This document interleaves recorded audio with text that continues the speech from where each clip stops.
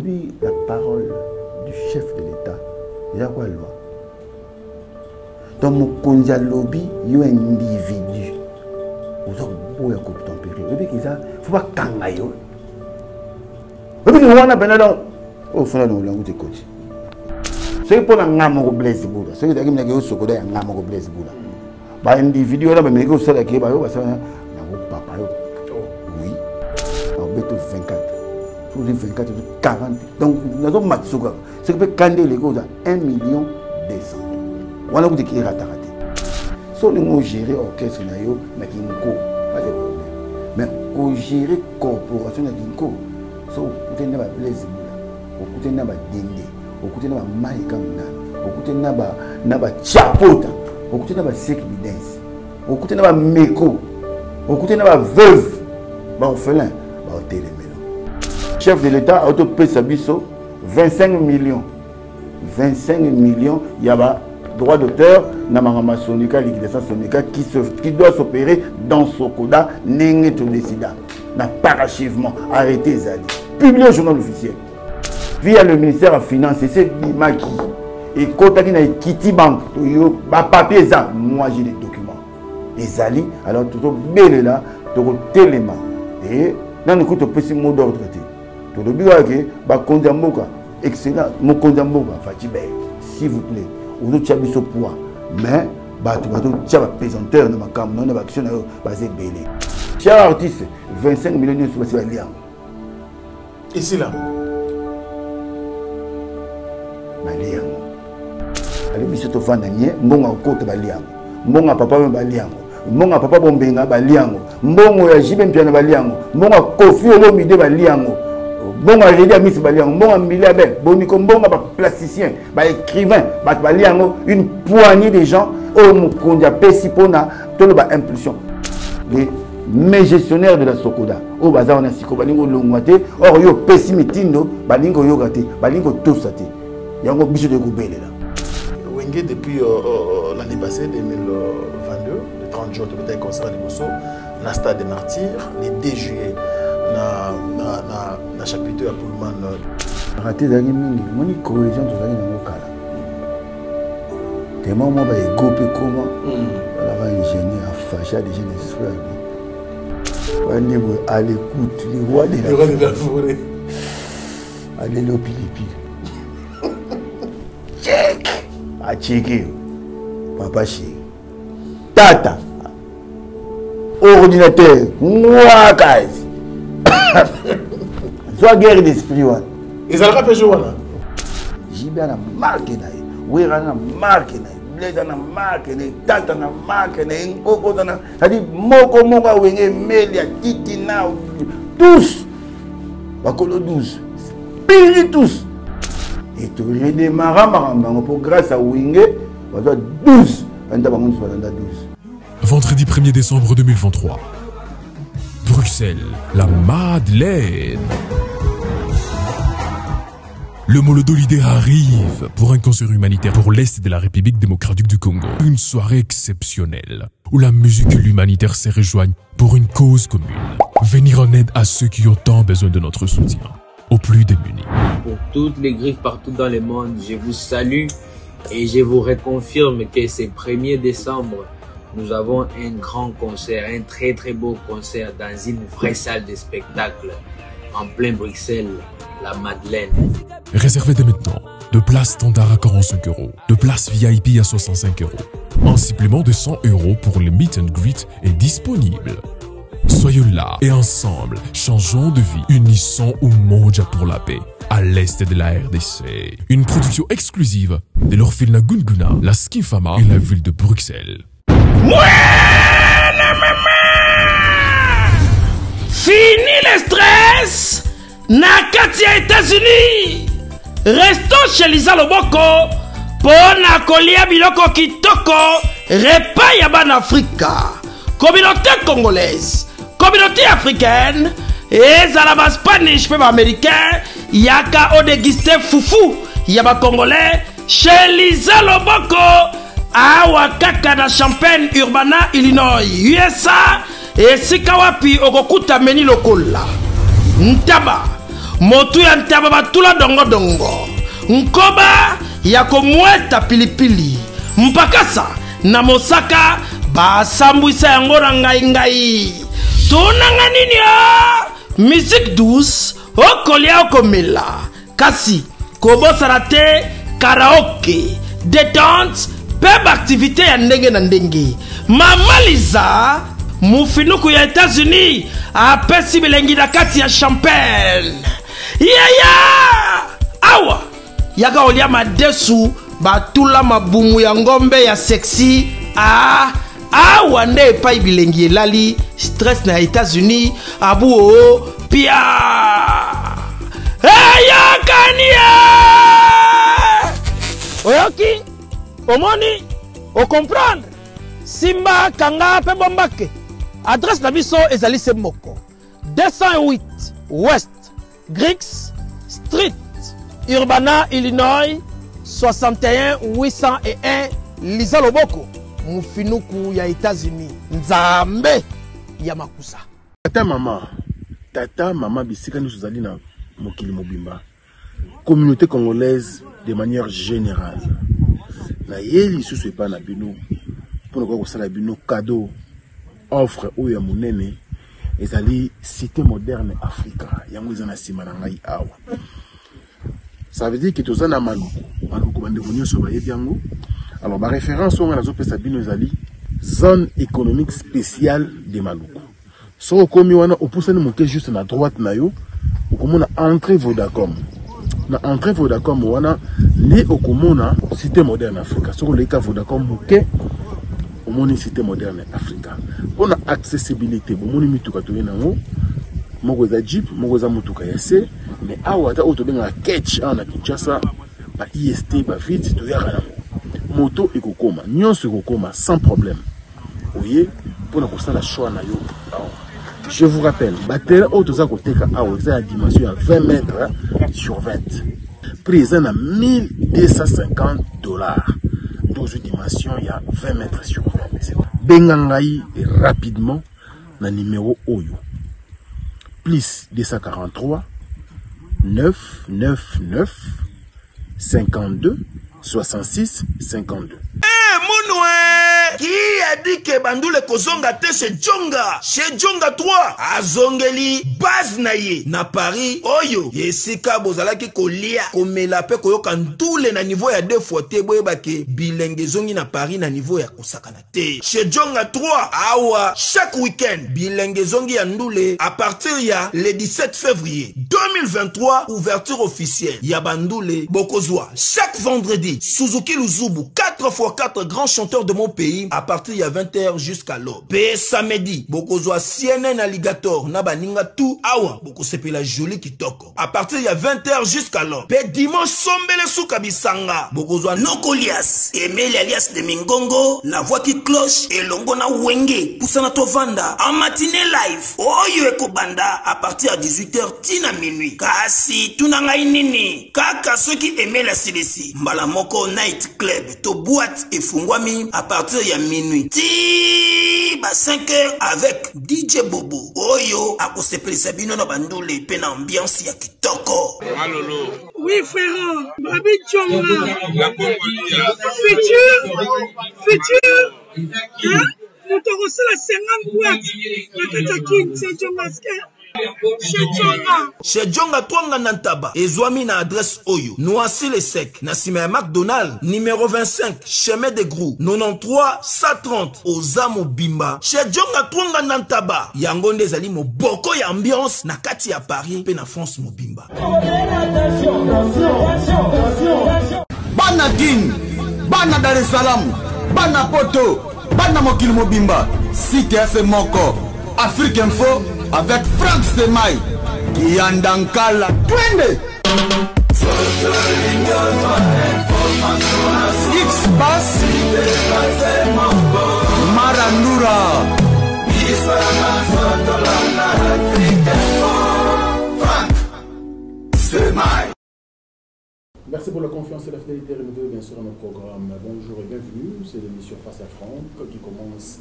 Alors, restez branchés parce que l'émission d'aujourd'hui va recevoir pour vous comme invité Blaise Boula, l'artiste et musicien, mais beaucoup de casquettes aussi qu'il porte.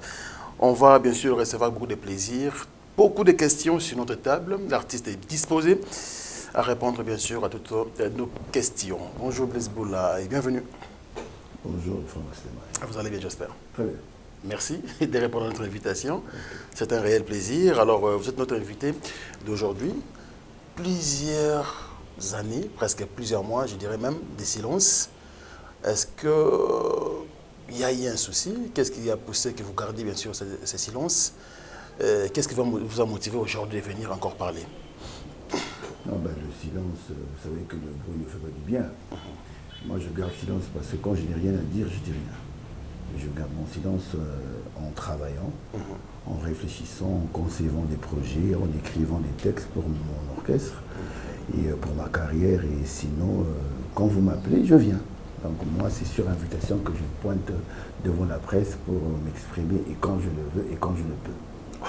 On parlera de vous, Blaise Boula. Mais avant cela, vous êtes notre invité. Alors, aujourd'hui, le 7 juillet 2023, dans le compte rendu du gouvernement de la République démocratique du Congo, le président de la République avait soulevé un point important dans les secteurs culturels.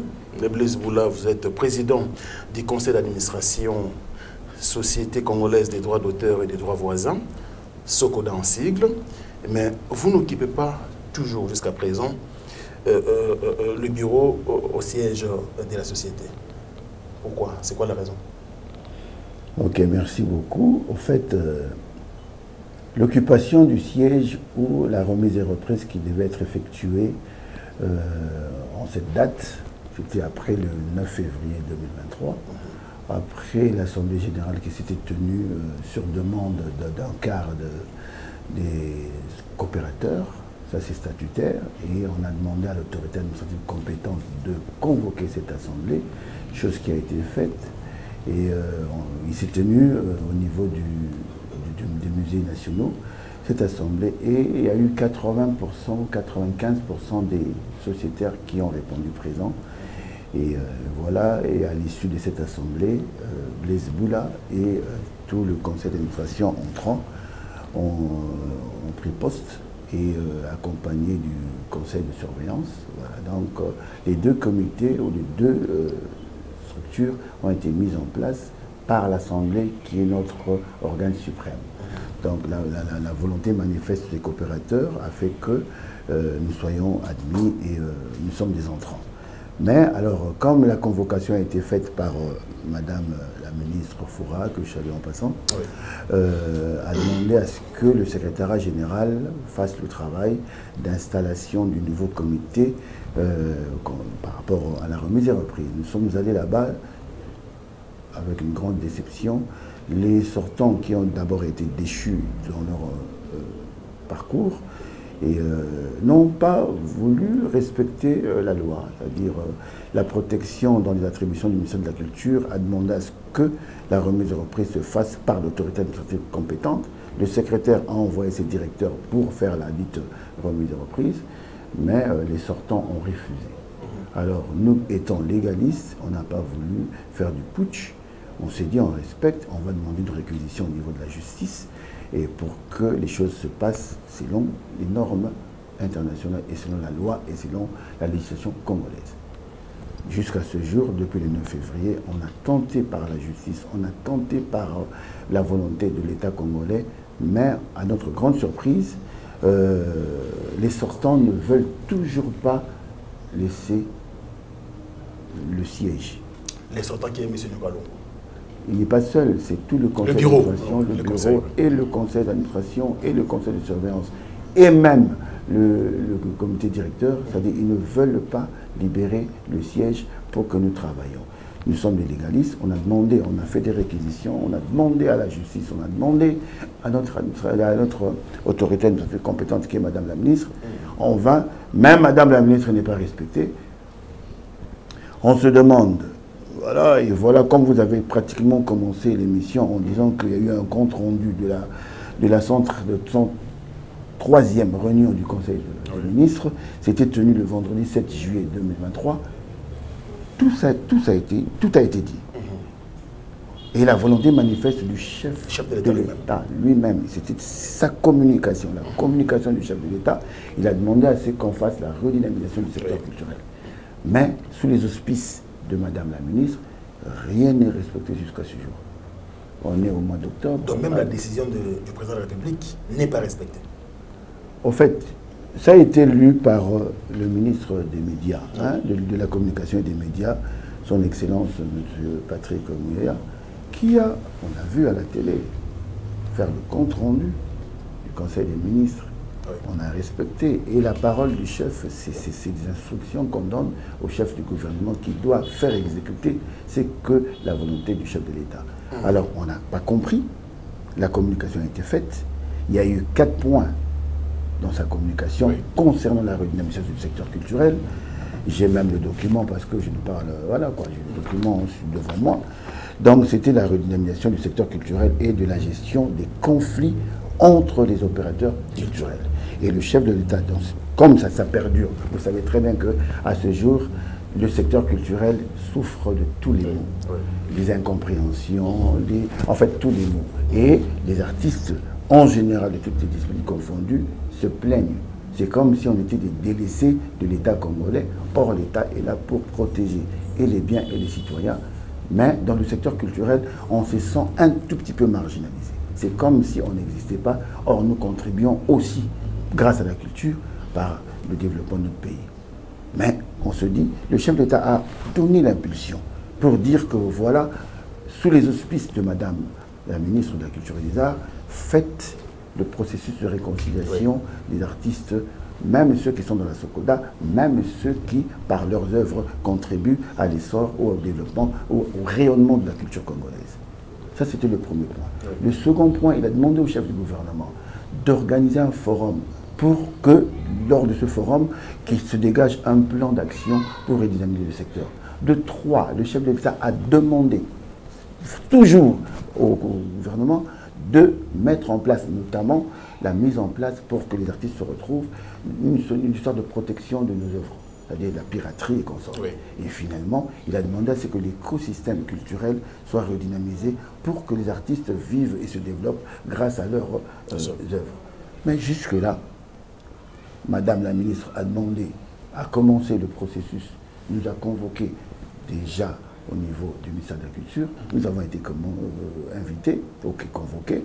Nous nous sommes rendus. Moi, j'étais là avec le vice-président du conseil d'administration, le président du conseil de surveillance et quelques membres du conseil d'administration, y compris notre DG, M. Agou Michel, que je salue. Donc, nous étions là, respectant la hiérarchie. Nous sommes allés, on a été reçus par le cabinet de Madame la ministre.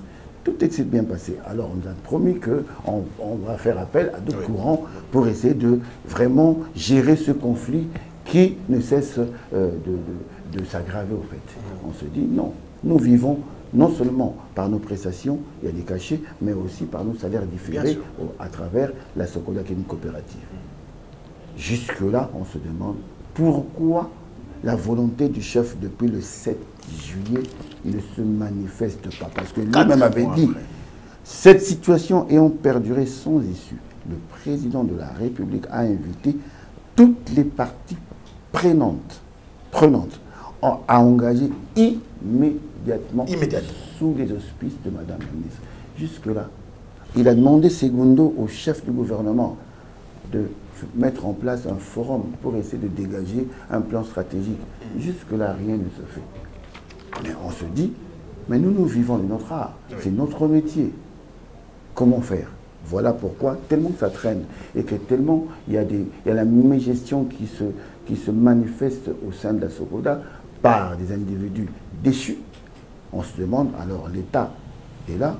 Nous, on sait que la volonté du chef de l'État, c'est vraiment le peuple d'abord et que nous devons nous prendre en charge. Ce n'est pas des slogans.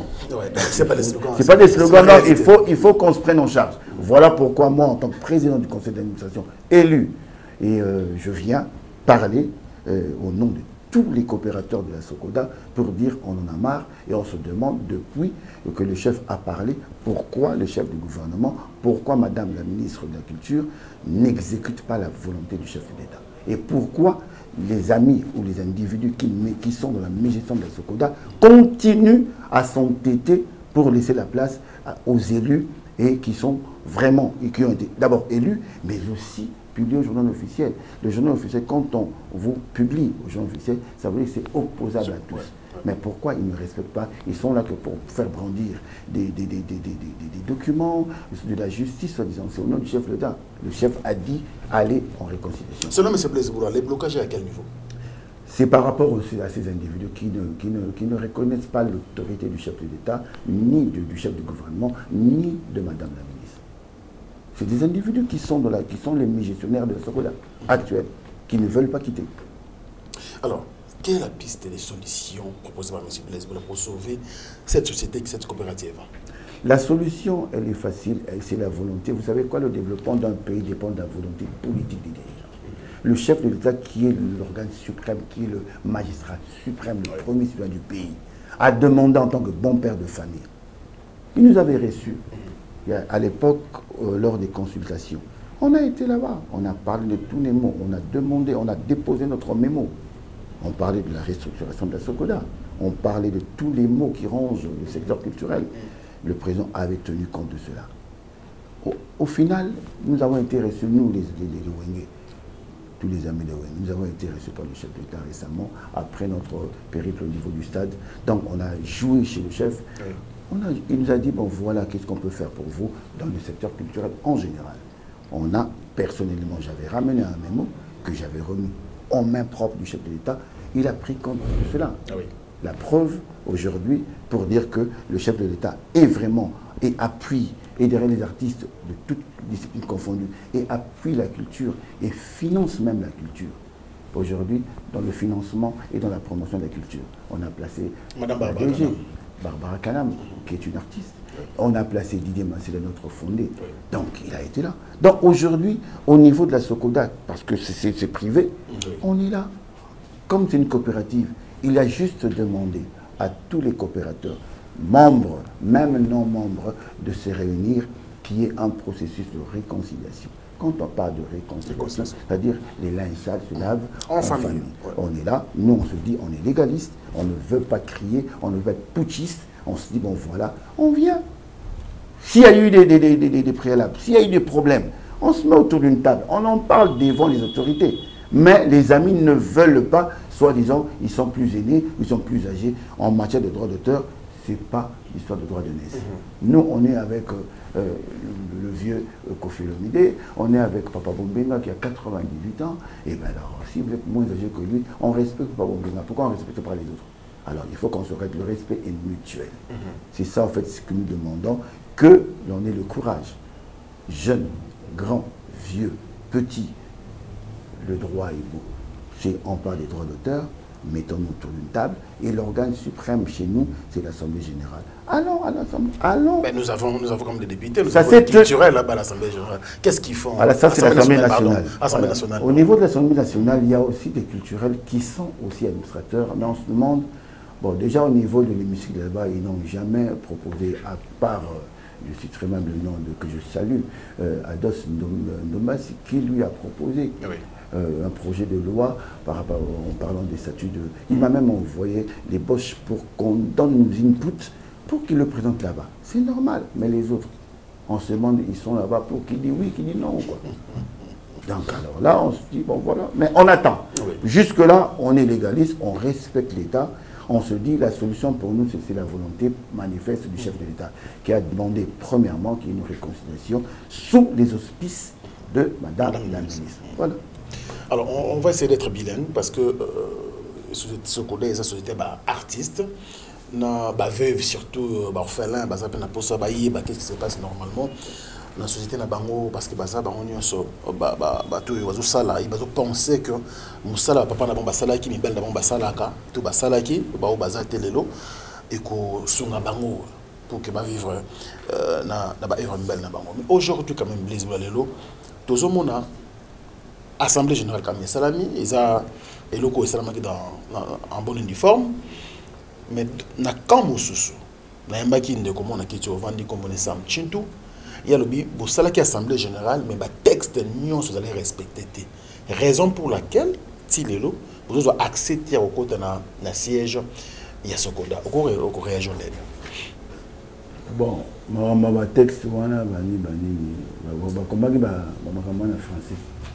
Moi là monsieur pas comme en français là monsieur moi comprendre ya. Oh. Là monsieur pas comme on a lingala. Il est en français. Il parle bien en français, ba texte est en français. Pour comprendre ma texte c'est compliqué. Il faut comprendre. Il faut comprendre.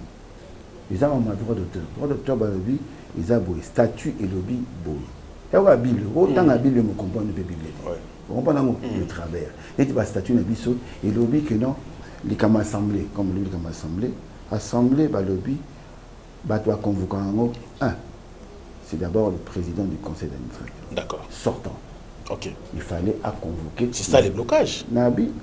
À convoquer déjà. Dans une place de blocage, il fallait à convoquer en temps autre. D'accord. Alors, il a convoqué tant à ça comme déchu. Donc, il a pouvoir. Il a demandé s'il est pour convoquer. Au BBC déjà. Babylé, ça l'a raté. Il y a un autre singa qui tombé bon dans ma lembe comme possibilité d'aller non seulement PCA pour convoquer. Ma membre du conseil d'administration et le conseil de surveillance va convoquer, va convoquer parce que de mèche na batouana. D'accord. C'est que biso ba possibilité le quart des coopérateurs peuvent demander à l'autorité administrative compétente basala yango. Vous comprenez? Oui. Biso to Sénégal. To Sénégal. To dit OK normal. To commune Mukonzi et Syrie Mukonzi Tali, est-ce que le quart de 60, c'est 15. Oui. Tu as dit 19. Quand c'est 19, il y a 15. Ça dépend de l'égalité. Il y a en français. Il y a qui comprennent le français. Même en France, on comprend le français. On va combien on a statut. Il y a un statut. Ingénieur Blaise Boula, il est notre invité. Ici, nous avons tout à l'heure à Walelo, quand même aux alliés et président PCA élu. Il y a ce code. Nous avons continué à fonctionner. Bon, on continue à fonctionner. Maintenant, nous avons dans la bureau au Essengeli pour nous jusque-là. Nous avons s'impliquer dans les cambons, le gouvernement côté les cambons, c'est parce que le gouvernement est impliqué. Jusque-là, solution à ta mort dans les omités, bien qu'il le soit et Zali. Nous avons tout à l'heure en français, plus de solutions Zali nous répondent à Bisso, bateau bazakuna, n'est pas bloqué, bateau pas cédé. Au bas cédé. Parce que justice, apparemment, Maramezo est toujours là, Mokonzambo a s'impliqué. Tout quelqu'un a fait tester, selon M. Blaise Boula, pour Bango céder le bureau. Ils ont 50 ans. Mokonzambo, le gouvernement, il faut que ça soit nini. Bango de force, ou to Bango appliquer de manière nini. Pareil, Franck Semaï, et puis tout le monde est clair, on a jungle. Et puis la parole du chef de l'État, il y a quoi la loi? Dans mon conja lobby, il y a un individu. Vous avez beau à couper tempérer. Et puis il faut pas kangayo. Et puis on a besoin au fond de l'angle de côté. Tout à l'heure en consultation, là, avec ma expérience surtout, on peut faire mon conja mboka. Avec ça que biso to bangare l'autre. On tape na mukonzi ne mon avant dans la papa nae na bangi l'autre na ça mukonzi aïe ça biso fatibé que n'ayez pas peur quand vous avez un dossier à dénoncer venez dites le problème soumettez le problème n'a pas respect surtout toloba toye koloba mukonzi en la date du 7 juillet yangoyo compte rendu de la 103e réunion du Conseil des ministres. Ministère de la communication et médias. Mais nous ne sommes pas dans les médias. Nous sommes l'équipe dans les médias. Nous avons une communication. Et nous avons un individu qui nous, on est des légalistes. Ce n'est pas un Blaise Boula. Ce n'est pas un Blaise Boula. Bah individu là mais que ça là qui bah yo ça na papa yo. Oui. Na 12, na beto 24. Sous 24 40. Donc nous avons matsuka. Ce que peut candé les gars 1 200 000. Voilà que qui raté.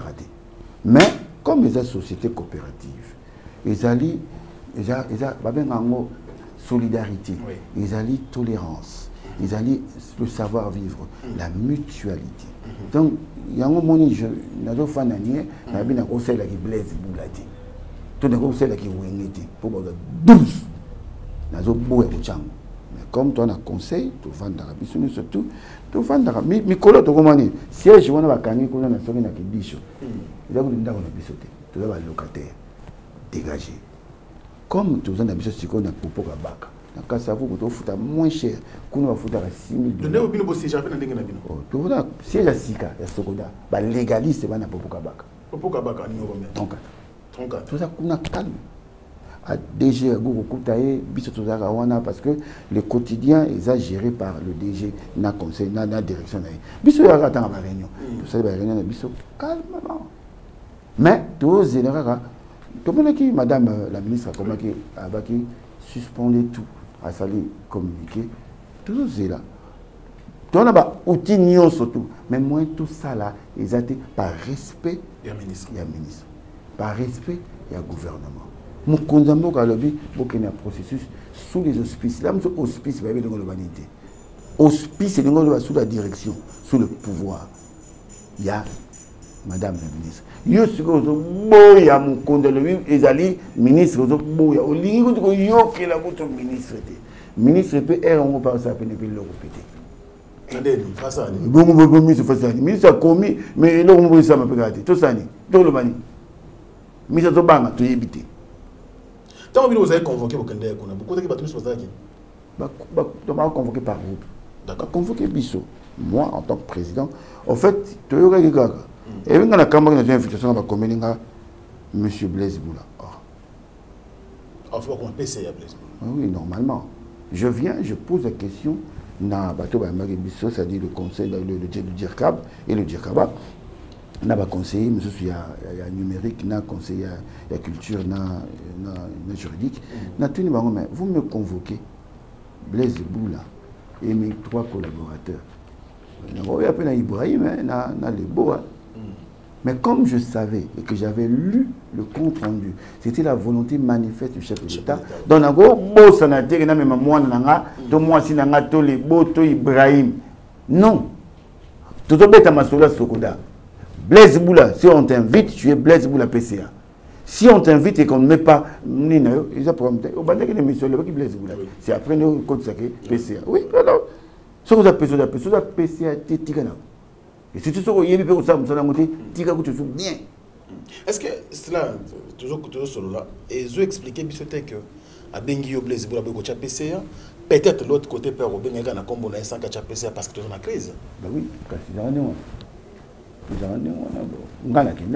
mais bâtiment va boy appuyer même la député monsieur va sortant peu sous député sur va sur ballon pour monsieur boya on comprend donc bah yé bazo le rappelle que non bazo benga besa en tant que Blaise Boula kaka oh pas benga nan déchu pas benga nan donc le on a on tobi to gangati aya makamute ko ngamukolo ngaleki to beta ba droit d'auteur to kutana to respecter ba kulutu biso to kesa papa bombenga to respecter ba vina biso evoloko to respecter ba vina biso banyuka longo to respecter ba vina biso masongo de blindé to respecter ba biso par notre éducation mais na banga ne mututé et to banga pe mututé kubanga na banga yoté.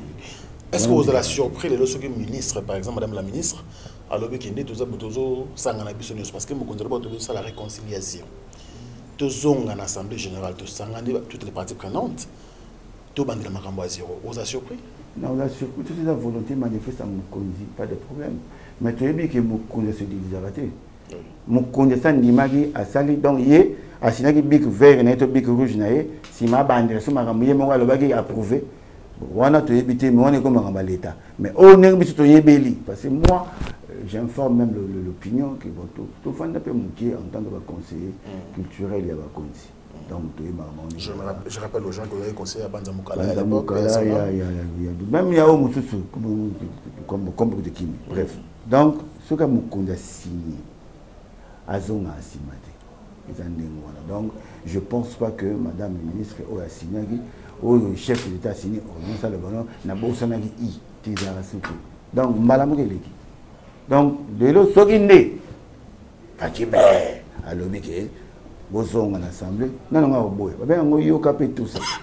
Mais pour l'instant, Nengezali, le Nani Nali, PCA, donc ce qui va donner volonté, on est comme l'État. Alors, monsieur le PCA Blaise Boula, décidément, toujours comprendre André Sokoda, il y a quand même un conflit. Par exemple, il y a toujours un conflit dans Sonéka. Il y a un siège dans le 13e niveau, il y a un bureau dans RTNC. Parce que, déjà, Sonéka est en liquidation, pardon, excusez-moi. Donc, Sokoda a un conflit dans Sonéka. Rien. Ah ouais? Parce que loi et lobby, tout fonctionne en monopole. Sokoda est remplacé, Sonéka, volonté manifeste, il y a chef de l'État. Point barre. Et en monopole. C'est même pas libéralisé, on a loi au changer. Mais article 1, il y a monopole, point.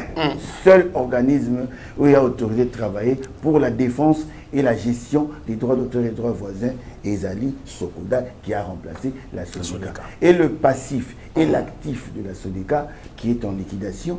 D'ailleurs, la liquidation aussi, la route de Mikolopo, moi, c'est Bimagi, pour pouvoir foutre Bassissa Makambaya. Il y a Sonéka.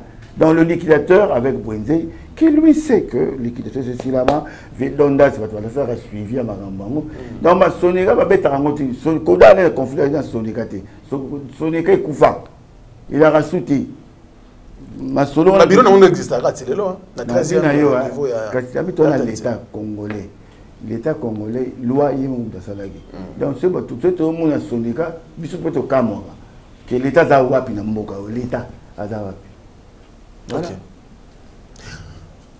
Aujourd'hui, les musiciens ou artistes de manière générale, Umiko, ils ont rassemblé des artistes. Apparemment, ils ont souffert d'un problème il y a mes gestions. Pourquoi, M. Blaise Boula? Bon, et là, d'abord, il faut nous gérer collectivement, il faut dans la formation. Formation. Formation, il faut y aller. Parce que ceux qui mon peuple périt par manque de connaissances en la matière. Alors, mingi dans la corporation, il y a un panier à crabe. Ça veut dire autant de là que je me mette. Donc, vous plus on a un donc il y a un côté à mais au yébi ne peut pas m'amoter. Linga va former, au linga va former au kati. Mon lingo zara wana posa mon colo, to banara libuso. Mon yébi la gestion collective diffère de la gestion individuelle. Si on gérer l'orchestre, pas de problème. Mais pour gérer la corporation, si on a Blaise Boula, on a Dende, on a Maïka Mnan, on a Chapota, on a Sek Bidens, on a Meko, on a Veuve, on fait l'un, on télémélo. Ce qu'on a qui est gauche, on télémélo. C'est comme ça. Donc, pour nous, tout la norme, tout dit ma formation, tout dit ma information, tout dit ma éviter balabisa. Très bien. Alors, tout ça, le ministre de la Culture des Arts et Patrimoine, tout ça, conseiller autour du chef de l'État, tout ça, conseiller le Marambo et la culture en Boganabiso. Est-ce qu'il y a un message à continuer concernant la crise qui a persisté? Ministère de la Communication et Médias, le ministre, compte rendu de la 103e réunion du Conseil des ministres. Yangoz, Bobé, Google, Banini, ils ont excellence Patrick Mouya Mtatanga Gang. Yem Talawama. Oh, il fait Salama, il y a volonté chef de l'État. Nana est à la marme, bilité. Donc, il est. Au moins, on peut un exemple. On va attaquer au nom. Blaise Boula, Balongolaye, on a le avant. On l'a pas Balongolaye, Asani. Aïba Bongo. Donc, il y a rien. On est dans la position. Qu'est-ce que nous avons? Yom de l'Ouest à Yibagi. Parce que maintenant, le Yopé, au Yoka, au Mana, Parce que je vous le dis, au nom de Dieu, n'a yibate. Et témoigner des alliés. Il y a un cabal, va diminuer Blaise. Bana basa la cabal wana. Kasi batu wana kaka. So tadi kana ba réseau. Kasi ba balongolenga na assemblée. Les mêmes personnes au balongolenga, ce sont les mêmes personnes au jour assemblée au ministre. C'est là qui bazon qui singa Blaise, ils le loti. To kosule ko makam. Na somi. Siko biso to lobi ke bo me gestionner, bo me gérer. Voilà mes gestion. Vous comprenez ngo? To ko benga bino siko yo. Biso fanda na biso. Oui. Toi na DG na biso agu waza ko benga boya répartition liboso, répartition mi balé, répartition mi sat, ba pesa ba répartition ebele. Mais kaka DG wana. Yemo ko biso papa. Omoni conseil wana. Na conseil d'administration, na conseil de surveillance. Botala ba kake ba salaka yango. Wata mbache libanda. DG pesa reprochable, aza mutu aza pe sainte. Azaki na kati bomba ki makambo. Tanga bi libanda abandi ko dénoncer. Na bi eloko nyo sera na ngonga nango. Jour où vous avez DG Agou mais DG Agou comme on a biso pour te reconduire biso conseil d'administration ou à biso te reconduire tobi yé fazala. Est-ce que boloka ki boye banano eloko ni balongo lié kona to boye ba yango parce qu'il y a appelé ça rapport naé. Tout le monde a fait rapport au le comité sortant, c'est-à-dire le conseil sortant, bah ça qui que tout le monde qui a des problèmes. Agou a fourni bango. Bango peut pas fournir Agou. Mais kasi l'organe suprême des années. Assemblée. Kasi yango tout kende, tout vanda. Pour Agou dans tout vanda nganaye, tout na Agou. Mais yo ba ki j'avais Blaise, na ndimi na PC. Mais na lobi kaka, so ina sema be. Maintenant ngako, est-ce que yo zaka na ngai te? Mutazaka na nga bango. Kasi ba yati, pour ngana lobi. Il y a après. Ala prier kutu banda ba prier banda. Jour wana na assemblée générale ala wana. Azala? Agou c'est ça. Mais moi le baba kamango ils étaient pour parti mususu bazana bango. Si comme mukonza lobi processus de réconciliation. Forum ba partie prenante nyonso surtout bazala wana en commençant par Blaise Boula na batali babanaka Sokoda Blaise Boula DG Mwaka PCN à l'époque Jacques Mondonga to bania no wana yami balé Paul Mukendi Werason pauvre papa Mbakenda ba o mususu wana boya wana boloba après to côté papa Vakis Akenda mais Agou azalaki Agou yaka nyoka longo yaka vice président yala wana ba tout le monde tout vanda siko tout ça là siko yo tout nettoyer les linges sales c'est la famille ba tout moi babanga poids et pourtant ba tout bazalo baraki yo za prêt à négocier oza prêt à se réconcilier na baninga yo garda position na yo ka kolinga ba tia PCA on doit avoir intérêt moko wana ozwaka. Mais vous entendre parler ici, c'est quand même le journal. Moi, je défends juste. Blaise Boula a fâché déjà, mais l'esprit a bien. Ngazara Ningwana.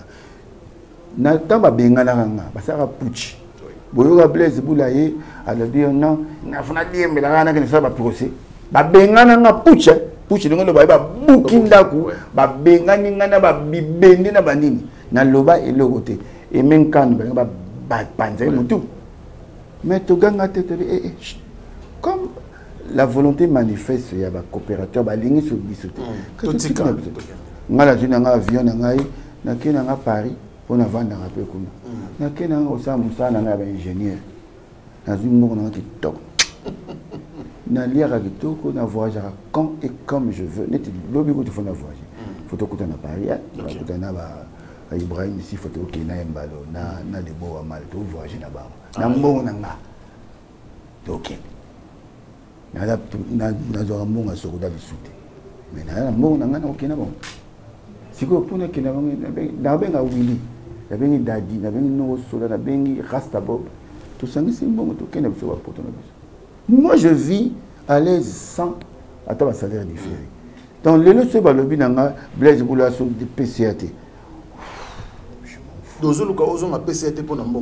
na lingi nde équité répartition et la équitable na lingi batu oyo azu au moins droit d'auteur hein? Oui. C'est par rapport à l'exploitation de tes œuvres nga Blaise Boula na bundanga parce que nzembo na nga to banzembo na nga na peut être exemple kaka moi j'ai gagné na procès mo na mboka oyo j'ai eu $300,000 pour na utilisation abusive ya nzembo nanga comme nango au Kota Saint-Valentin 300 000 asombelango céleste la batimitema qui bana nga batangi na école française na mbongo na nga kasi mbongo nzembo moko kaka si on a banzembe belé bazo exploiter ngo ba olia mbongo na nga na lobati ya on a lobaka et voilà pourquoi je défends parce que makambo ezoleka na misu ya artiste nyo surtout oyo ba œuvre na bango ba olia ngo na nko na ba individu o botoye ba kombo poto to tangi so ba kombo o to so manquer ba respect to yebi bango ba olia mbongo o mona ka mbongo ekoti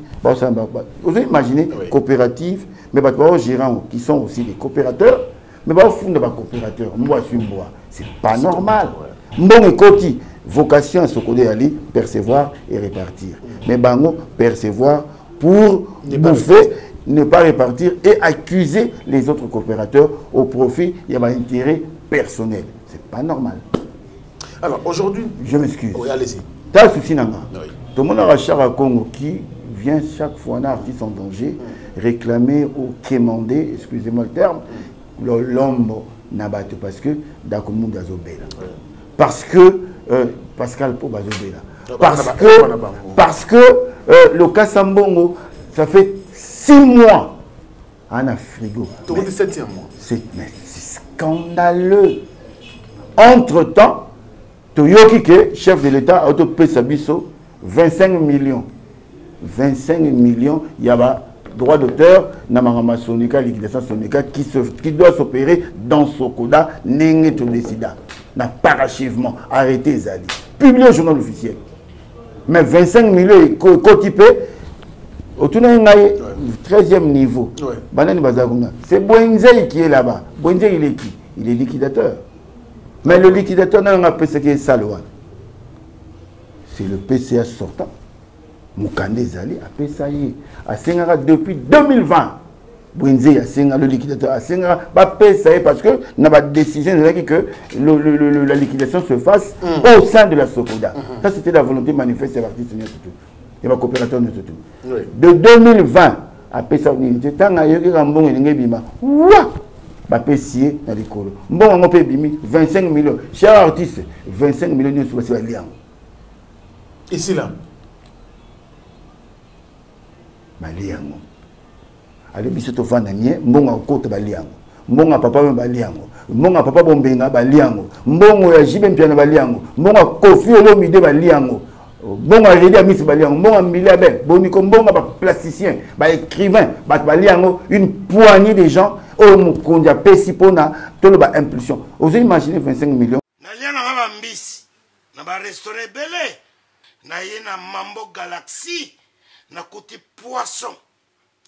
Tala mbisi, mbisi pe ya mwana te, haza minere te, haza mukolo, ndoboko liango familial, botondi, mbisi basangisa na crevette, kaka ya mbisi, basangisa na makemba, basangisa na poivron, basangisa na céleri, basangisa na pomme de terre, basangisa na munganza, donc mbisi azu vitamine, bazali susu, na ngulu, bazali susu, makayabu, brochette, otobengi kamundele, mayebo, ndo biloko no so mboka, pas Galaxy Mambo, tozolia. C'est Mambo Galaxy, azo sala pana bana mboka.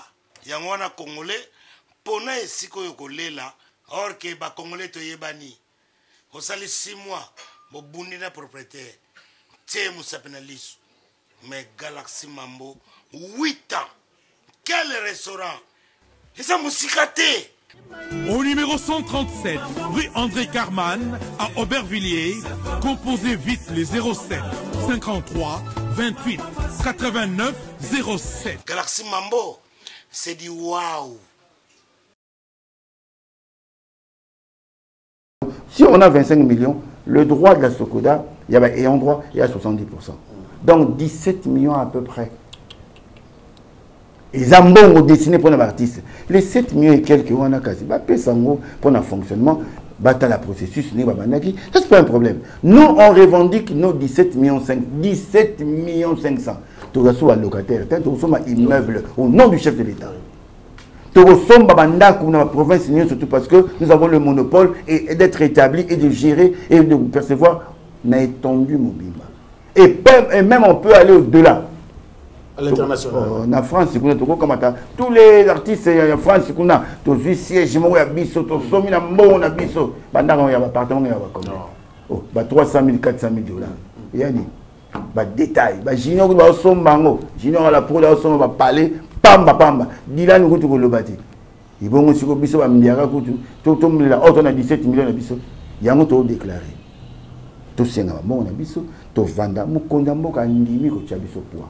J'étais là le jour de la consultation. On a remis le mémo. On parlait de 110 millions d'artistes. Papé sur 25 millions via le ministère des Finances. A signé Ebima 25 millions. Tout le monde y a noté. Tout le bateau, le bateau. Biso to le parce que mon conduit d'après ce pouvoir. Tout bang le outil, tout le parce que Fatibé. Nous appelons ça biso, alors il y a le monde du Cambo. Au monde où il y a Belela, 17 millions de biso, tout c'est un veuve, Basolela, orphelin, Kolobate, biso Moro, nous ne vivons pas de notre art. Or, c'est pas Bimi Mbongo.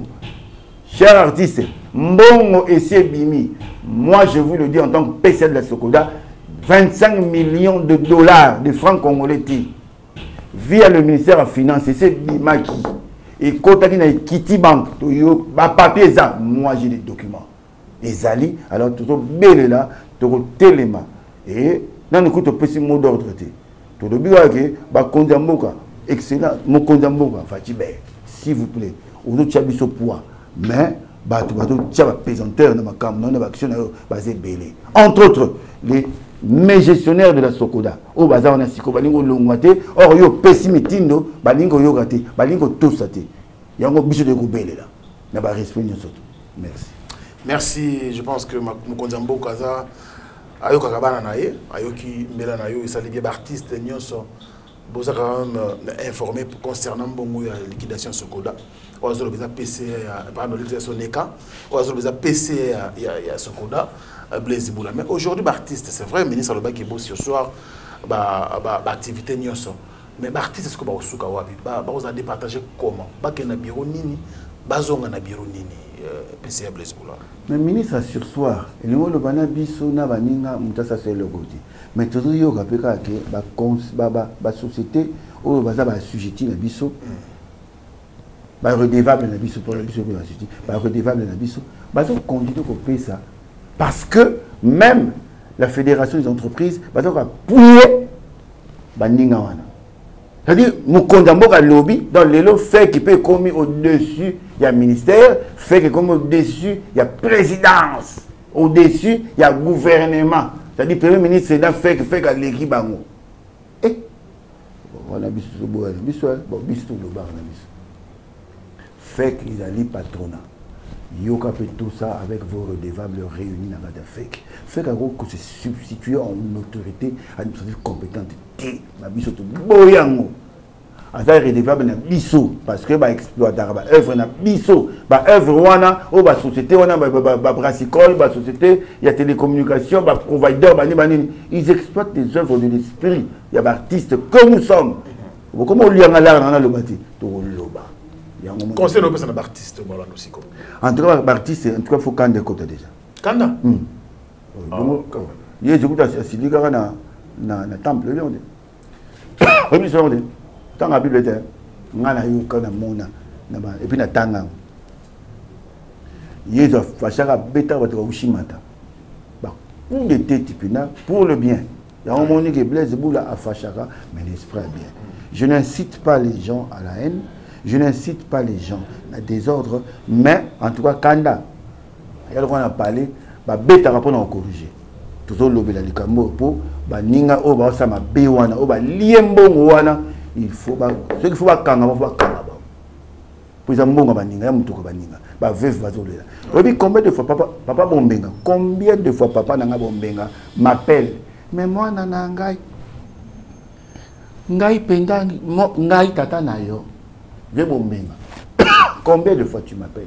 Chaque Congo, combien de fois il m'appelle? Tu de biso, tu as 5%. Auto Affaires sociales. Fonds de promotion culturelle, 5%. Donc, au moins, on a 25 millions. 5%. 1 250 000.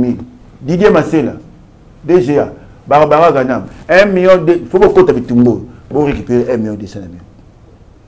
Fazaek, le fonds d'assistance sociale, Charakongo, Ezali. 5%. 5%. 1 250 000. Il faut pas jouer à peine en bon. Je suis prêt à payer ça. Oh, il y a gestion. Liquidateur. Tu as pour le fonctionnement. Le liquidateur est banni le lotaire.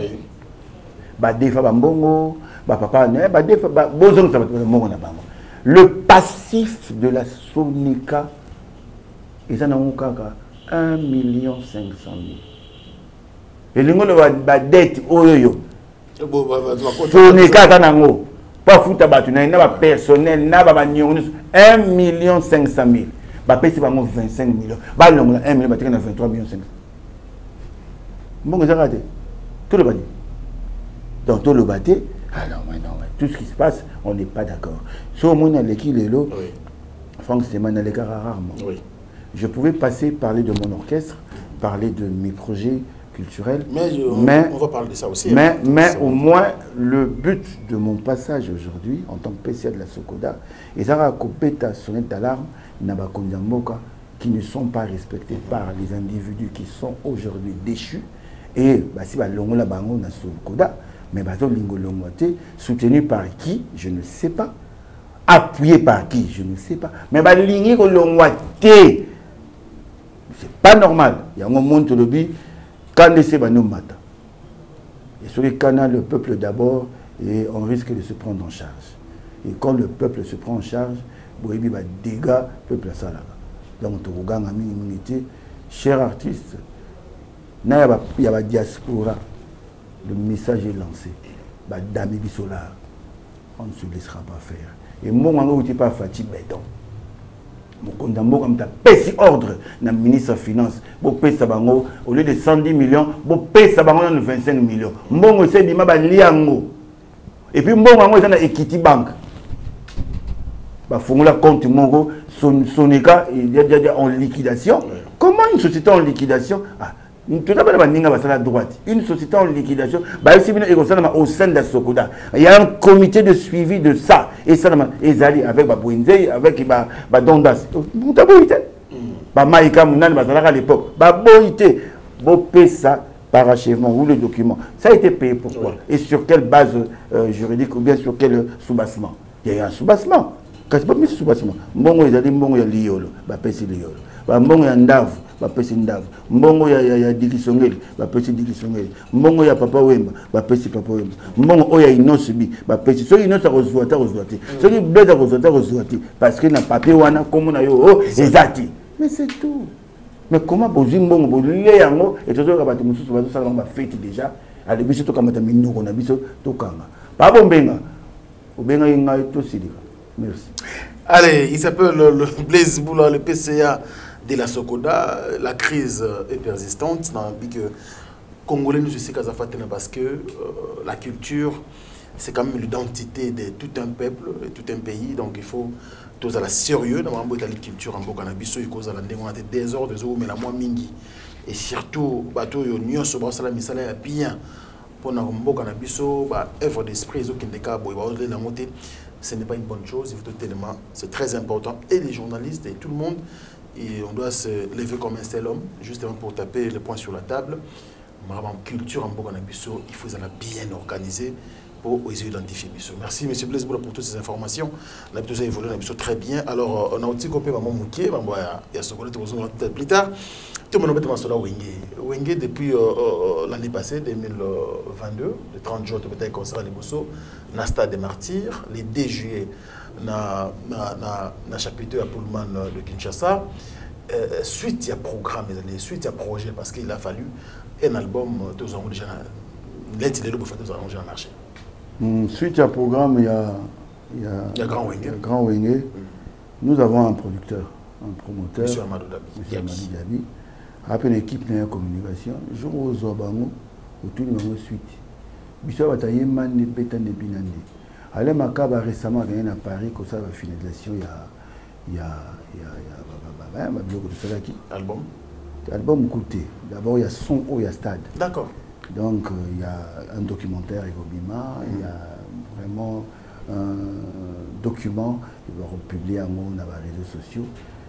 Ils ont déjà monté, traité ma tout. Donc, tous les gars, Alain Makaba, Ousouek Nabilo, JB, Wera, Didier Massela, Adolphe Dominguez, Balan Coutounion, surtout dans la mort de vainqueur de tous les dangers, tous les gars, publication, diffusion, pour tout le monde danser. To betara danser, to binara danser, to latara danser, et to redémarra maramba pour grâce à Wingé, on doit 12, on doit 12. Na stade. Attends, monsieur Simbi, il y a problème, mais au moins la liste, il y a battu à redémarrer bango, besoin impulsion. Il y a un autre début. Oh, Simba pété, là. Na o Simba, na o Simbate, na chiki, il y a les primaires à raté, les chèques payés à raté. Batunion sur les gars dans stade, bravo pour les bénéfices surtout. Bichot fond les gars c'est tout. Et bat bazolanda. Il sur l'album Blaise Boula. Babio pour ça pas blocage album. Album à Wenge, grand Wenge. Projet avec tout ça. Album moi 4 titres si je m'abuse. Après ma concert on a miné. Vous connaissez sur l'album juste au cas où. L'album est allé. Il y a comme 4 chansons. Tu vois on est phase à 4. Non. JB, titre encore titre encore. Alain Makaba et Yopé Moko. Donc, on dit Didi Massé. Et Massé là. On le dit Tata. Tu bandis dans la 4. Mais yo boy, faut tchader. On a baillé ici. Si vous tout tout ça 6 chansons. 6. Yomoko, Ouera, JB, Makaba, Massé là, Adolphe Dadès. On a 6 dans nos où il a retenu. Mais si vous comme tu as le sentiment. Il faut générique présent. Donc, tout na un cocota, il faut bêta générique. Et puis, balan coutu na biso parce que on a balan na biso bala grand compositeur. Tu comprends fond la peka. Banate, vous en avez moko yo to baksamati. Marie-Paul. Bon Marie-Paul tant to bêta na stade azalakite. À côté. T'es azalaki na mti. Na stade. Et Marie-Paul me fait dans stade avec. T'es azalaki. Mais comme azak ta plan.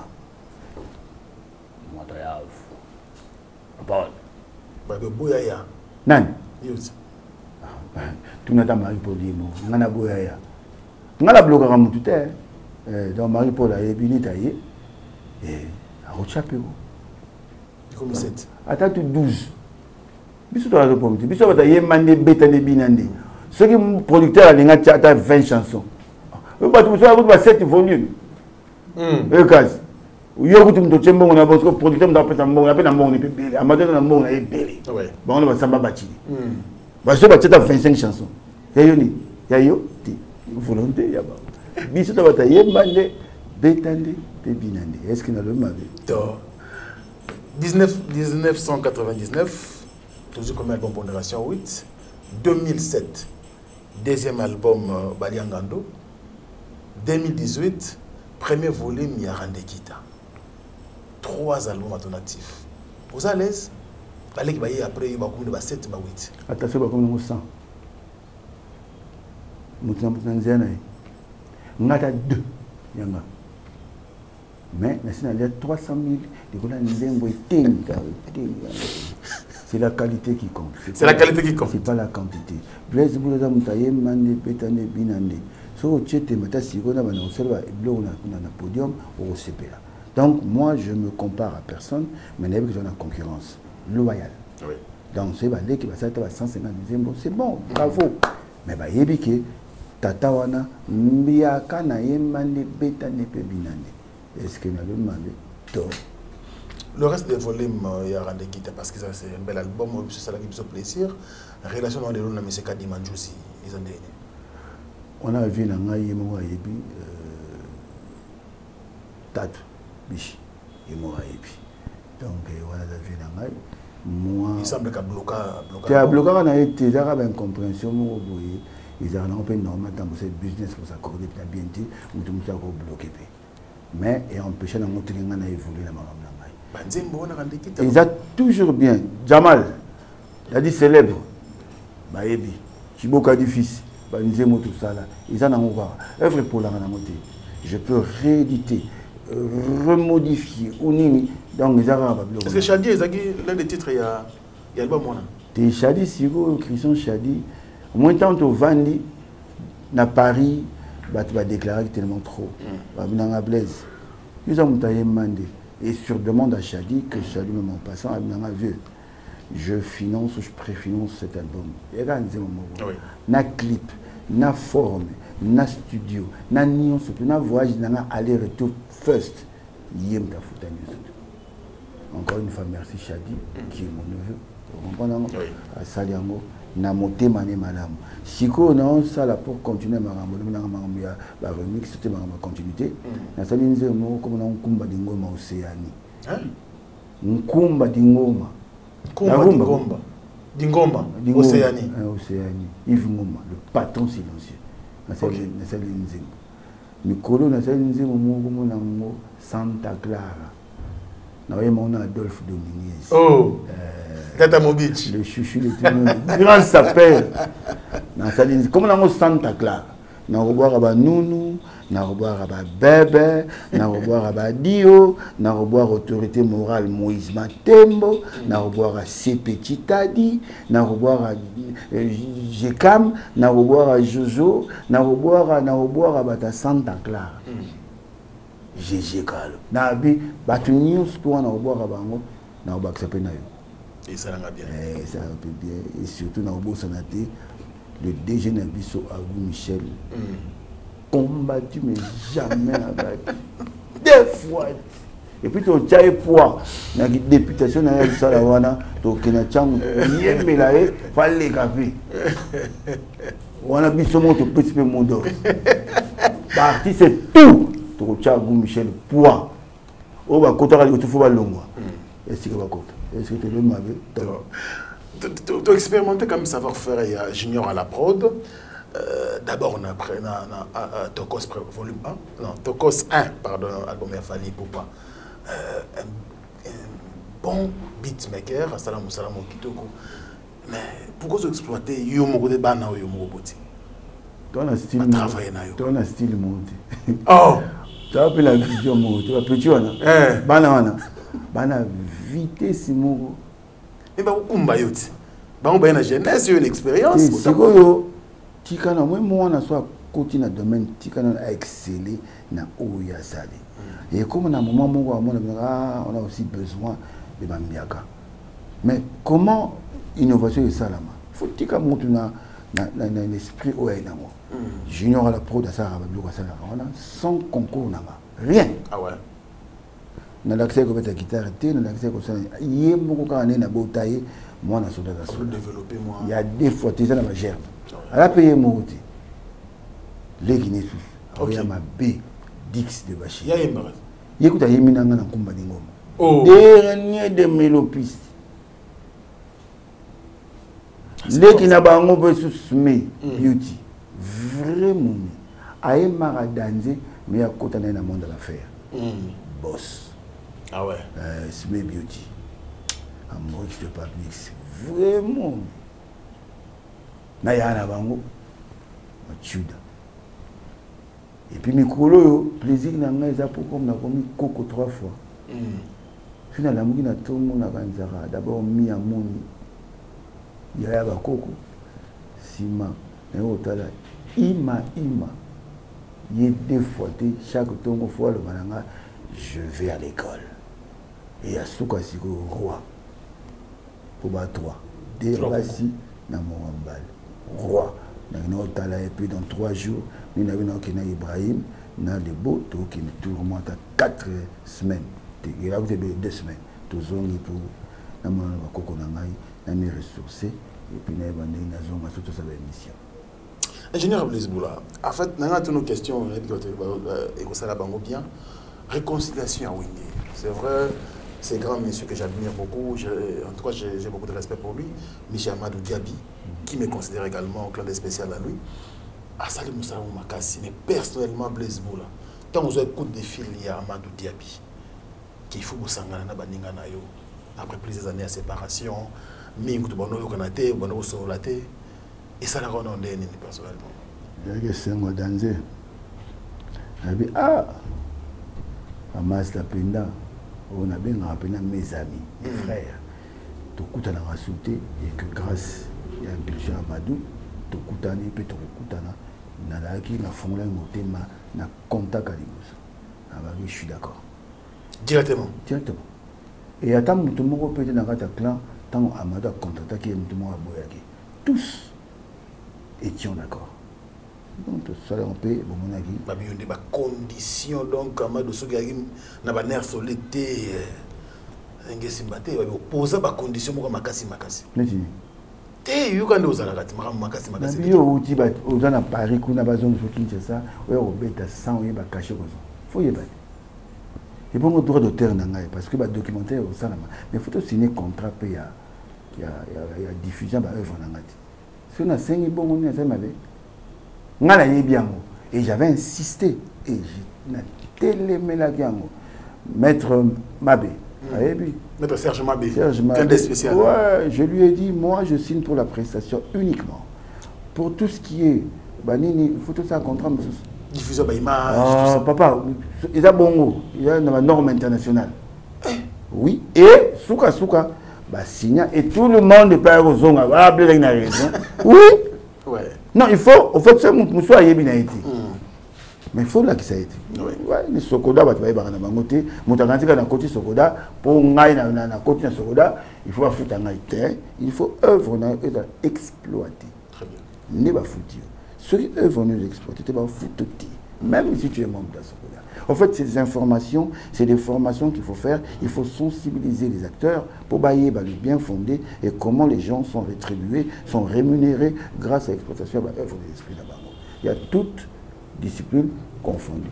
Pour y avoir à Sokoda, musique, il n'y a pas plasticien, il n'y a pas cinéaste, il n'y a pas comédien, il n'y a pas dramaturge. Donc, nous, surtout, où il y a une loi, il y a 086, article 4. Au moins, il y a une numéro, nous, surtout. Blaise nous a rappelé de rigueur côté Tali Moussala et la musique surtout. Est-ce que nous avons un stade? Concert, on est satisfait? Production, on a un stade. Orchestration, la manière de chanter, Moussala, est-ce que vous avez un podium ou bien non? Tout ça va bien. À 80%. Il y a eu des ratés. Les ratés, il y a une cohésion, tout ça, il y a un cas. Tellement moi bah gopé comment alors ingénieur à fâcher des jeunes frères à l'écoute les rois de la forêt allez le pilipi check à checker papa chéri tata ordinateur moi guys soit guerre d'esprit ouais ils allaient pas jouer là au tigre un bel type de forme bel type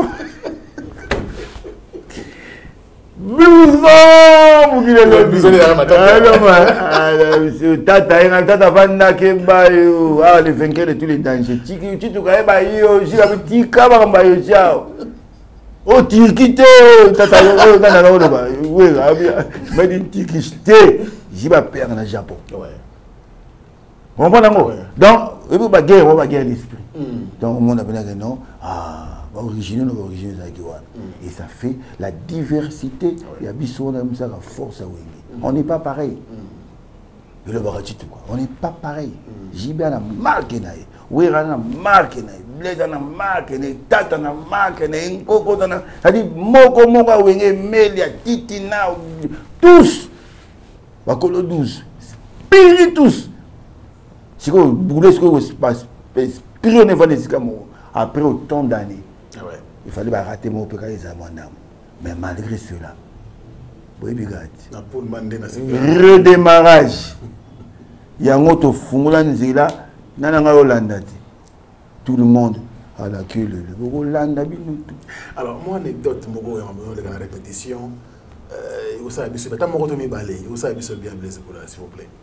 Oui, la répétition, automina. C'est bon. Je peux comme oh non il y a mandat bali tu vois il y a un monde on soit à l'écoute Allez, pili. Allez, pili. C'est Kiba. Ah, allez, vainqueur. Tata, tu vois, Babylone, on ça que ils ont dit ça qui est tout n'a esprit bien. Bon, voilà quoi. Et le reste, Makaba peine trop de rigueur. Oh, Boni, Makaba. Guitare, do dièse éliminé de 18. Boni! Tu as trouvé ma mingo, il se collipe. Oh, mata wapi. Boni, il y a un béton de sauter en souka. Oh, c'est tout ça. Donc, ça, il y a une ambiance. Et c'est la famille, quoi. Ça, c'est les clans. On est clans ici, les gens, bah, choc et zaradani. Ah ouais. Alors, avec un concert, et là, évidemment, malgré qu'il y a accédé à Maître Ficaré. Et ça, la Rabino Ndeni, c'est ce que vous avez là. Ça, la Rabino Ndeni, mais si vous faites un peu de caractère, on va dire, mon côté. C'est quoi, tu me tournes. Ah, c'est l'accident, ma vie, mon côté. Tu ne te fous pas mal. Oh, bah oui, comment figure autant que ça va bien? Tu comprends? Vekisnine. Oh, là, monsieur Coca-Cola. Tu comprends les têtes? Tu retournes avec Vekis? Non, mais pour les pères, Vekis. Vekis. Il y a Zarana Kalona. Il y a un bandal. À ça, il y a un accident, un bandal. Ok. Tu peux Vekis. Ah ouais. Vekis dépêché dans le pot, tu es bas. Coca-Cola, non, bon, c'est bon, tu évites ça, mais au fait, à cet accident, mais c'est un sauf à table avec gratineur à Mickey, et surtout que la voiture n'a pas airbag, tu as la rabane à protéger. Alors, tu as dit faire la fin de l'émission, mais l'idée qu'il y a Bana, Sabino, papa, on appelle ça idée, c'était une bonne chose, je crois que ça a Rotana. Et on a Bana, Daïda, il y a un exaucé. En tout cas, c'est des enfants. En fait, Bana, c'est pour batanga tanga na l'école na bango ba kena ba poto ba États-Unis ba nini pour bana biso non seulement batanga awa mais tilelo amour azana Daïda ba na Zelda ba na Davina ba na Junior Piana ba na exaucé ba ça dit bango tout. Ah ouais na bana route na bana biso ya Burkina Faso bazare sikamo bana Ficaré bana Séguin tous. Ah mais c'est fort ça. Donc et ba bengi sa biso na ba moyen na bango moko ba louer pas ba na balana na bango bana biso ba zui Rotana ba bengi so 150 bouteilles de champagne. 150 bouteilles de champagne. Bana biso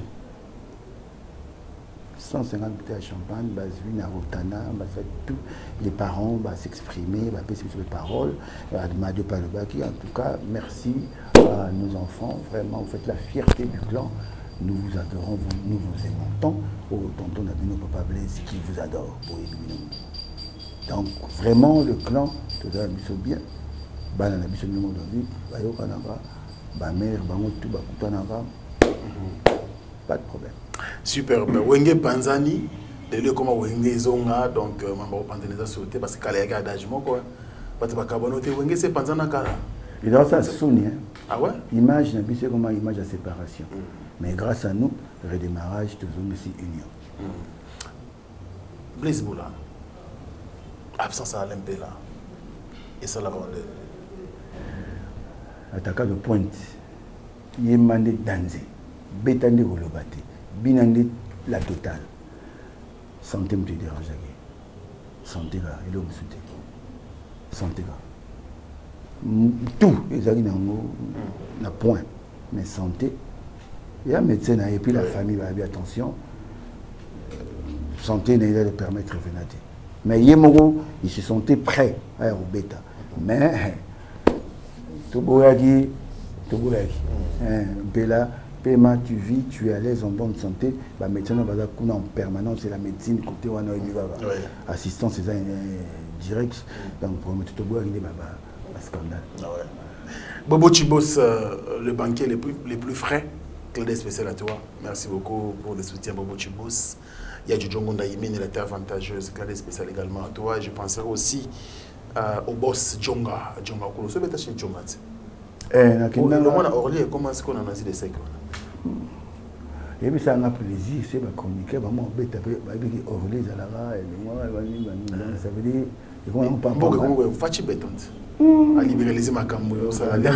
Ça pas encore. Non, c'est bien, c'est bien. Non, Djonga, et puis, nakena kuna mingi, Yarita Ali.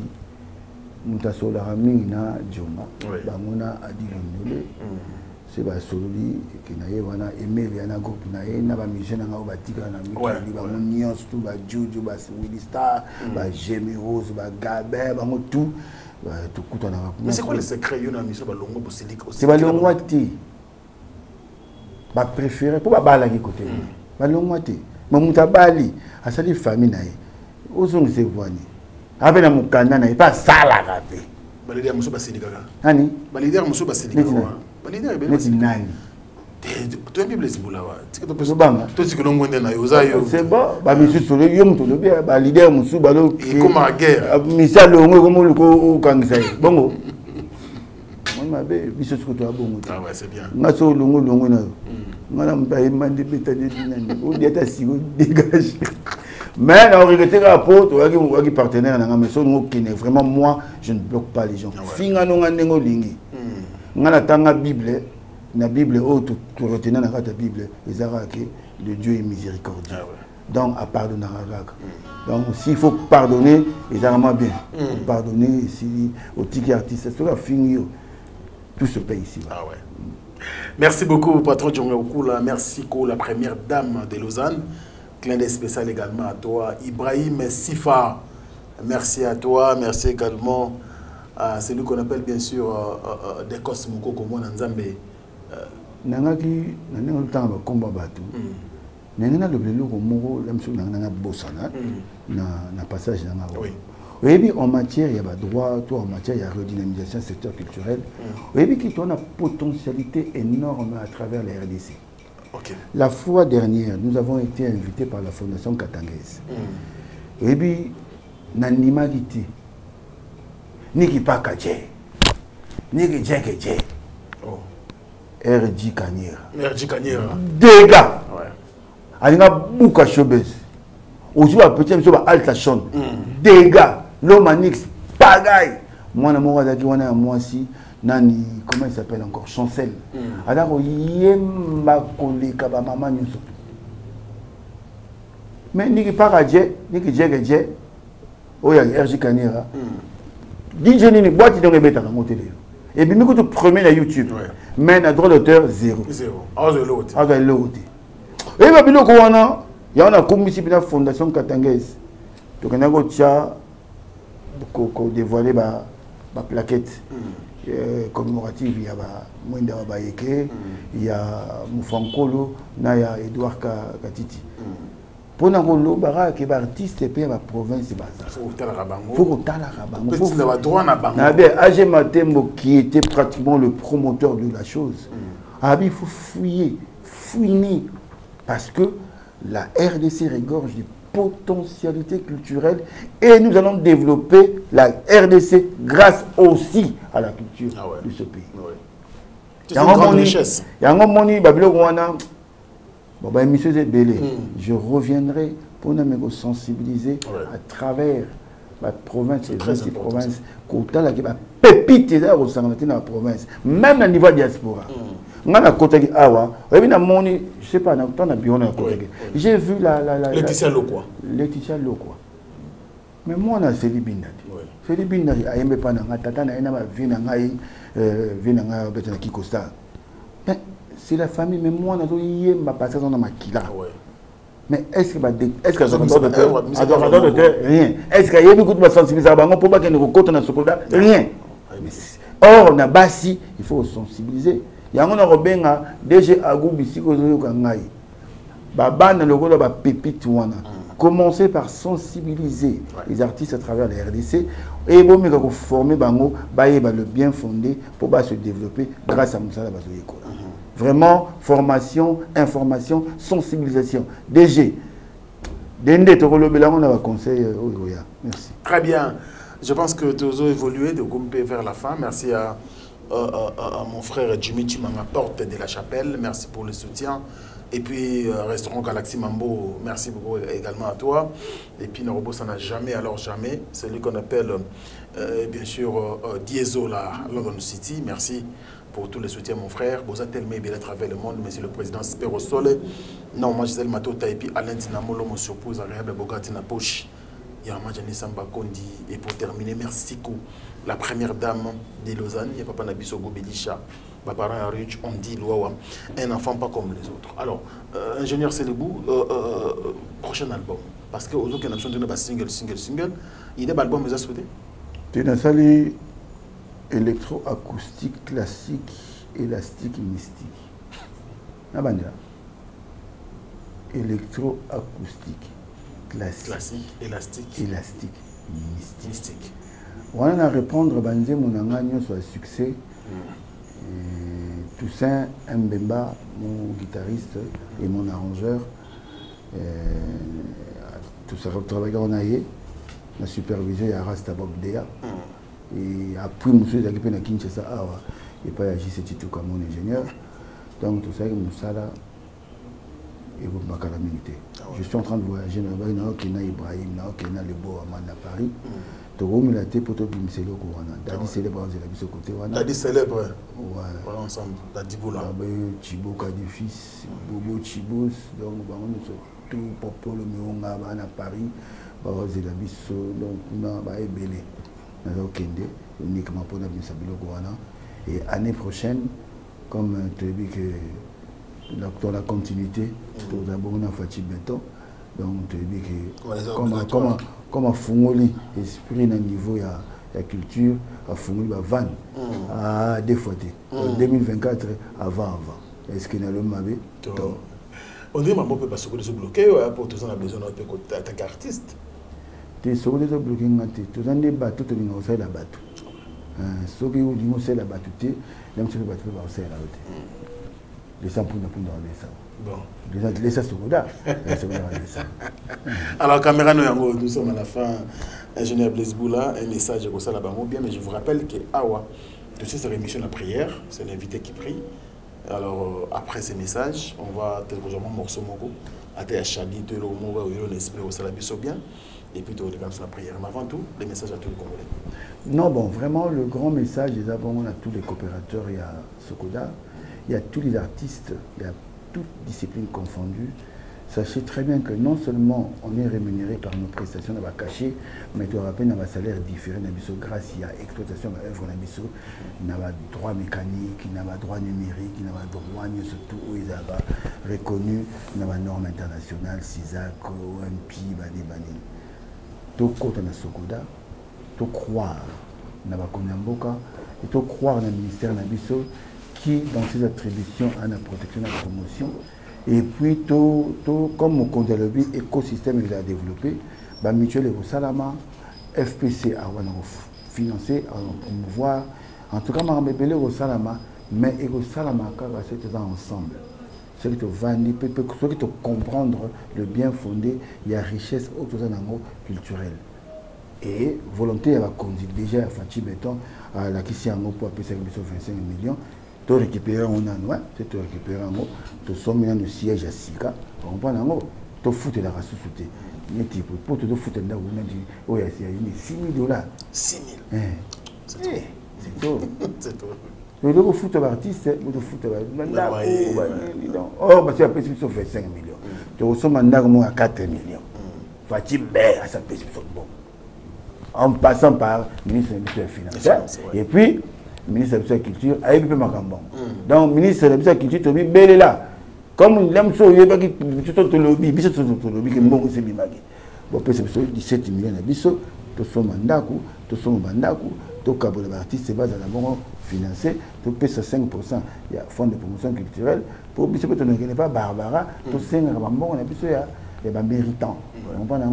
Didier Massé, dans la bande de Yoki, PCN Nabiso, il y a FPC, la bande de Yoki, le secrétaire général, vraiment, Konyamboka, tu as dit que tu as Bino, tu as respecté Bino, tu as légaliste, tu as dit processus et Salama, forum et Salama, au niveau de Konyamboka lobby, et juste 3 mois, ils ont belé, c'est mon Konyamboka lobby, il y a tout ça, donc, chef de gouvernement, mon Konyamboka ça lobby.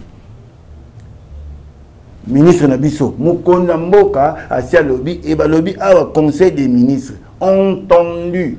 Bino Touboza qui va en réunion le 7 juillet 2023. Oui, ma Cambodge. Et ça, la maintenant, pour Nabiso, tout à l'aise. Vraiment, on est là. Quand on est là, nous sommes là, nous sommes là. Limbisa, ma bien, Nabiso, le rôle Nabiso, peut-être qu'on limbisa, baninga. Ce qu'on limbisa, nous avons 2. Nous avons limbisa, ma bien, nous avons 2. Tu vois, nous avons salati. Limbisa à 100%. Est-ce que nous avons dit? Ah, voilà, prière. Papa, prière, on va faire la faut un chapeau, tout comme Nimisu, tout ça. Cause de l'hypocrisie. Dieu fois, Dieu sait tout. Dans le binayo, on prêche l'amour. Limbisa, ma bena biso, le coup la bisope, donc limbisara, baninga. Yo salinga ma bé. La limbisio, na limbisio, na 3%. C'est quoi, au jour où on a prié, on n'a pas de zambé. Dans le bani, nous avons limbisa, na 3%. Quand on limbisa, na 3%. Tu au moins on a salagati. Alors limbisa, on limbisa à 100%. Message à ma casse, il y a est-ce que allez, merci. Prochainement, nous aurons besoin bien sûr du DG Agou au titre de la Bissoye. Je pense que tu lances un message à la caméra. Le DG Agou, tu sais pas qu'il a courage. Et pas essayer de faire des consultations. Ce qui assemblée, c'est ça là-bas. Réconciliation. Réconciliation, processus, na forum. Il y a un autre face à face. Tout le monde va vérité. Alors, il y a un expliquer. Ago liaki na liaki te nyoka lo mozo kai bale zo kai masumu zo kai wero zo kai est-ce que kosto a cosité aloba yeba ko loba yo oliaki pour vous biso galiaki mbadie merci to kutana kuna. Allez, merci à Ibrahim Sifa, merci à Dadi célèbre Dadi Boula, merci beaucoup également à toi, merci à tous les amis qui nous soutiennent d'une manière ou d'une autre. Merci pour vos soutiens. C'est la fin de cette émission face à Franck qui a reçu comme invité le PCA de la Sokoda au nom de l'ingénieur Blaise Boula. Si vous l'avez aimé, dites merci donc à l'équipe technique. On a lui merci. L'équipe technique. Comme on a eu Gino Massambo. Les géants nous ont compliqué. Il y a un coupage. Il y a un coupage, des fois.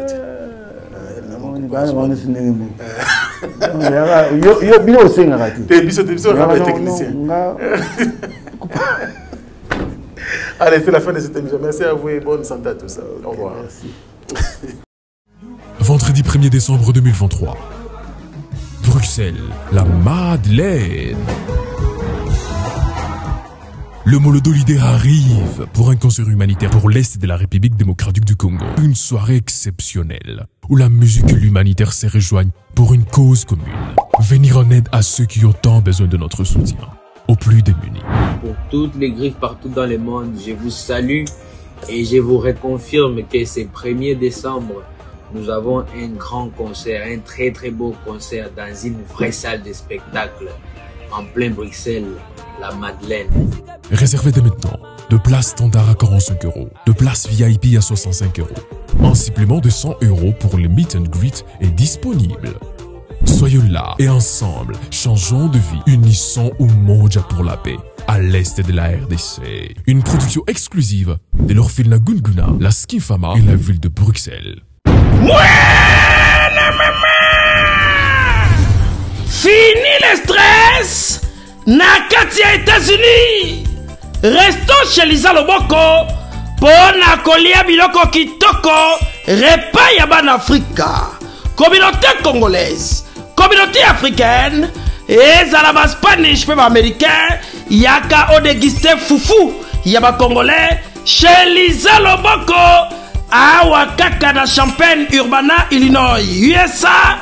Esika wapi okokuta meni lokola ntaba motu ya ntaba batula dongo dongo nkoba ya komweta pilipili mpakasa na mosaka basambwisa yango na ngai tunanga nini ya musique douce okolia okomela kasi kobosana te karaoke détente peba activité ya ndenge na ndenge mamaliza mufinuku ya États-Unis apesi bilengi na kati ya Champagne